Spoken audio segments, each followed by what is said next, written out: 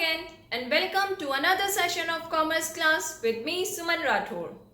Friends, in our earlier video we have already discussed the concept of sole proprietorship in detail. And in that we have discussed certain limitations of sole proprietorship like limitation of capital, limited managerial skill, limited area of operation, etc.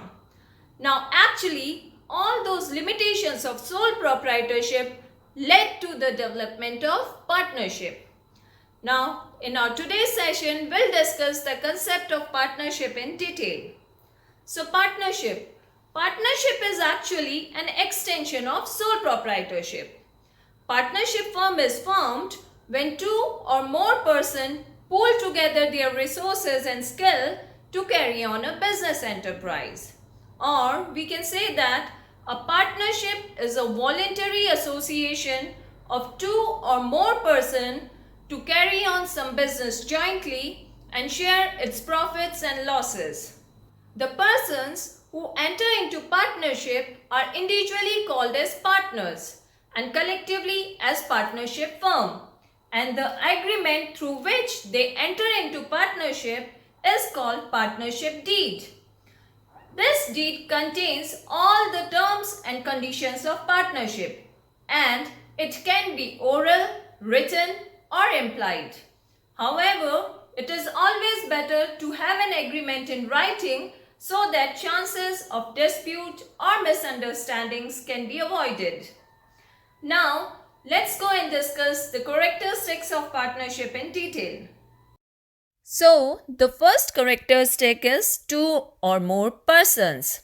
It is quite obvious that a person cannot enter into partnership with himself.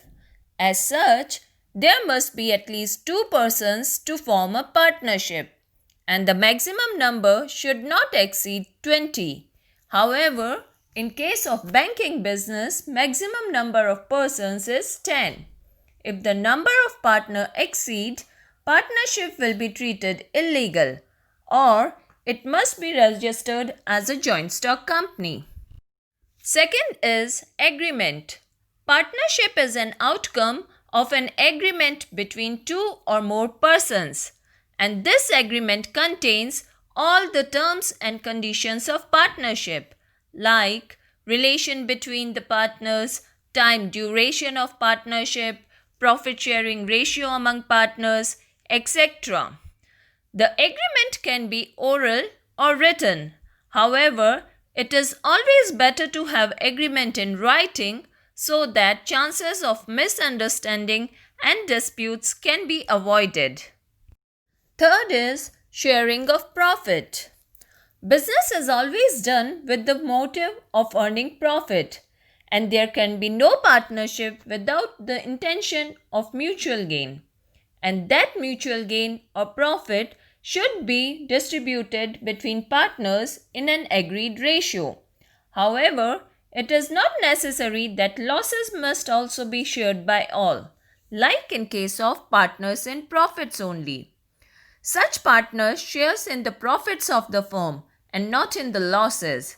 Their liability for the firm's debts is unlimited, but they don't take part in the management of the firm. Fourth is mutual agency. Partnership business can be carried on by all the partners or by any one of them acting behalf on all the partners. Or we can say that every partner is an implied agent of the other partners and of the firm. Each partner is liable for acts performed by other partners on behalf of the firm. For example, X is a partner of XYZ partnership firm, and X signed a contract with ABC firm. So, by signing the contract, X binds all the other partners to fulfill the obligation towards ABC firm. Otherwise, they all might have to face some legal consequences. Next is unlimited liability. According to this concept, if the firm's assets are inadequate to meet its debts in full, then the personal property of the owners can be utilized to pay the debts of the firm. And in case of partnership, the liability of partners is unlimited. That is, their personal property can be utilized for paying off business debts. Each partner is liable to an unlimited extent for the firm's obligation. Next is transfer of interest. In case of partnership business, partners are not allowed to transfer their share or sell it to any outsider unless all the other partners agreed to it. As such, there is a restriction on free transfer of interest or shares to outsiders. Next is no separate legal entity. A partnership firm has no separate legal existence independent of the partners. Therefore, insolvency, retirement, or death, etc. of a partner can bring an end to the business of that partnership firm. However, if the remaining partners wants to continue the business, then they can make a new partnership agreement and can start the business operations again. So these are the important characteristics of a partnership firm. Now let's discuss the merits or advantages of partnership firm. So the first merit is easy formation. Partnerships can be easily formed because no legal formalities are involved. It can be started by just two persons who have completed 18 years of age. According to the Partnership Act, even registration of partnership is not compulsory. Second is large capital and resources. It is always possible to collect a large amount of capital due to a number of partners. New partners can be admitted to raise further capital whenever necessary. So the business can be expanded easily according to the requirements of the business and of the market. Next is efficient decision making. In case of partnership, the skills and experiences of all the partners are pooled together. Combined judgment of several persons help reduce the errors of judgment. Partners, depending on their specialization, take charge of different responsibilities of business, which helps in sharing of work. Thus, there is best utilization of financial and non-financial resources. Next is direct motivation. In case of partnership, ownership and management of business are vested in the same persons. There is direct relationship between effort and reward. Every partner is motivated to work hard to ensure the success of the firm so that his profit or his own share of profit could also be increased. Next is personal supervision. Partnership form of business organization is managed by the partners themselves. Thus, they establish direct contact with the customers and employees. Every partner is expected to take personal interest in the affairs of the business. Even the fear of unlimited liability makes the partners cautious and avoids reckless dealings by them. Next is flexibility of operations. Partnership business is free from legal restrictions and government control. Partners can make changes in the size of business, capital, and managerial structure without any approval.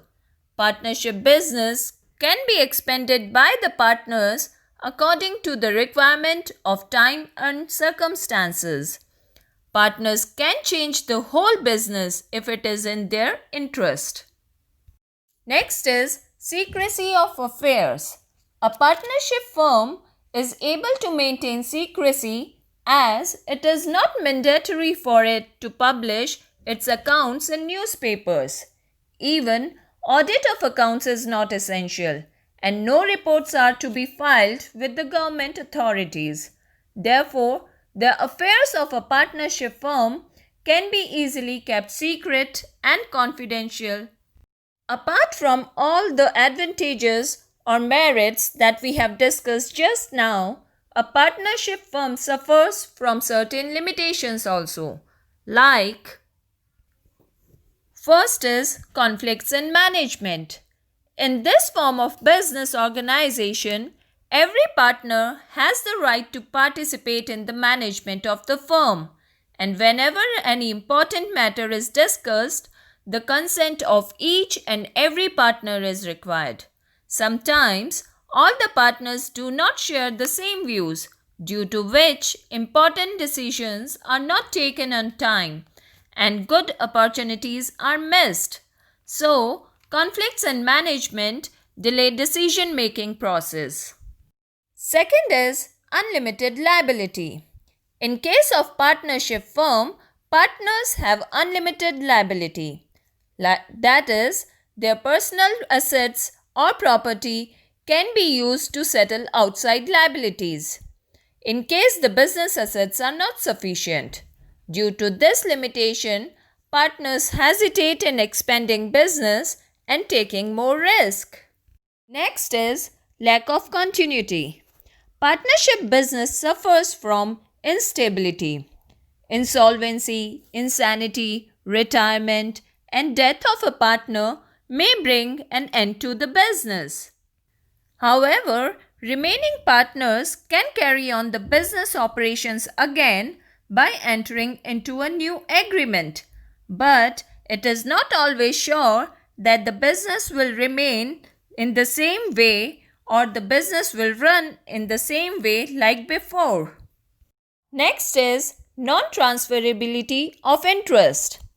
In a partnership firm, no partner can transfer his share to any other outsider or third person without the consent of all the partners of the firm. Due to this reason, sometimes a partner feels unnecessarily bound by the firm. Next is risk of implied authority. Partnership runs on mutual agency. Every partner is an agent of the firm. A dishonest partner may cause a great loss to the firm. All the partners may suffer due to the negligence or dishonesty of one partner. Next is lack of public confidence. A partnership does not enjoy the trust of the public because the affairs of a partnership are not given publicity. No reports are published by a partnership concern and it is free from government regulations. Therefore, the general public regards it as a group of persons who have come together to earn easy and quick profits, and the confidence of public is lacking. So, on the basis of all the points that we have discussed today, we can say that a partnership firm is very well applied in case of wholesale trade or medium-sized industries where the capital investment is beyond the capacity or capability of a single individual. Or it is most desirable in case of professional firms, wherein the managerial skill, professional skill, as well as the skill to connect with the customers is essential. That's all for today. Thanks for staying in tune and don't forget to like and subscribe my channel. Thank you and goodbye for now.